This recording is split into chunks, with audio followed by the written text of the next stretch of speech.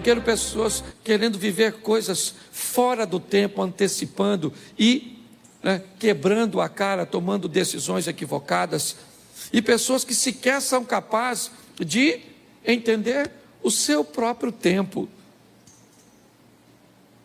O próximo, o tempo de Deus, tem o seu tempo. Pastor, mas o meu tempo não é o tempo de Deus? Não era isso que você está falando? Não, o seu tempo é o tempo que você tem que aproveitar para estudar, é o tempo que você tem que aproveitar para investir em você. O tempo de Deus é aquilo que Deus quer fazer na sua vida, e é importante você entender isso. Quando é que Deus vai fazer? Quando chega o tempo dele. Eu participei de uma igreja, e eu era vice-presidente dessa igreja, durante um bom tempo, e muitas vezes, eu vi pessoas querendo criar conflitos entre o pastor presidente e a mim, querendo que eu o confrontasse, criasse problemas, porque muitas pessoas, por algum motivo, afinidade, ou outras coisas, ou por uma visão equivocada, viam uma liderança pastoral na minha vida. Mas eu entendi que aquele não era o tempo de Deus para a minha vida, e que o tempo de Deus para a minha vida ia chegar. Hoje, eu procuro, primeiro, não olhar para o que está acontecendo na vida e no tempo dos outros. Hoje, eu procuro olhar de uma forma sábia para não querer as coisas fora do tempo. Eu busco a maneira, de aproveitar todas as oportunidades para entender o meu tempo, sabe, aquilo que Deus está preparando para mim, ou me dando a oportunidade de viver. Mas o tempo de Deus, no que diz respeito principalmente a ministério, a ações que vão mudar a nossa vida, precisa ser entendido. Quando eu olho para Davi, sendo ungido por Samuel como rei, sabia que o trono era seu futuro. Profecias, se é que eu posso chamar isso de profecias, mas incentivo, que diziam: mata o camarada, porque se você matar, você se torna o rei. Ele disse: mas esse não é o tempo. Para que o tempo e que as coisas de Deus se cumpram na minha vida, eu não preciso puxar o tapete de ninguém. O que Deus tem para mim é meu. É assim que funciona. Eu não estava em casa, é o que Davi poderia dizer, quando Samuel esteve lá. Todos os meus irmãos estavam lá. Eu estava no campo trabalhando, mas ninguém comeu nada, e o ungido fui eu, porque o tempo de Deus chegou para a minha vida. É importante você entender isso. Se nós não amadurecermos para dar uma olhada nisso, está assim de gente vivendo fora do tempo. Adultos vivendo como adolescente, pessoas que tinham uma situação financeira melhor ontem e hoje continuam gastando no mesmo tempo. É assim que funciona. Homens casados vivendo tempo e comportamento de solteiros, pessoas invertendo tudo e pior, trazendo dores, desconfortos, adversidades para a sua vida. Está na hora de você tomar uma decisão para mudar a sua história. É para isso que você vem à igreja, sabe para quê? Para entrar pelo teto paralítico e para sair pela porta andando.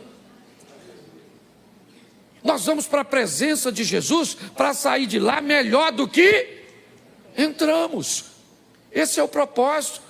Sair daqui uma esposa melhor, um marido melhor, um colaborador melhor, um empresário melhor, um pastor melhor, um amigo melhor. É para melhorar. O trabalho do Senhor tem o propósito de nos levar para a próxima fase da nossa vida. E para me encerrar, por causa do tempo, nós temos o fim dos tempos. Nós temos aqui, rapidinho, o tempo dos outros, fora do tempo, o meu tempo, o tempo de Deus e o fim dos tempos. Quando nós estamos olhando para esse ambiente, Mateus 24, 44, por isso, estai vós preparados também, porque o Filho do Homem há de vir a hora em que não penseis. Quando nós olhamos para esse texto, nós descobrimos que nós estamos chegando ao final dos tempos. As coisas se cumprindo, as coisas acontecendo. E por favor, igreja, não se preocupe quando vai ser. Não fique preocupado se é amanhã, se é no ano que vem. Não fique preocupado. Tenha uma preocupação: eu preciso estar preparado. Quando a trombeta tocar e Cristo voltar para buscar a sua igreja, e Ele vai voltar, porque Ele não é homem para que minta, nem filho do homem para que se arrependa. E por que é que nós investimos em vidas aqui para melhorar a sua qualidade? Porque não há evangelismo maior e melhor do que alguém olhar para você e ver Deus. Terça-feira passada, eu levei a Mary para pregar numa igreja, e um pastor me chamou.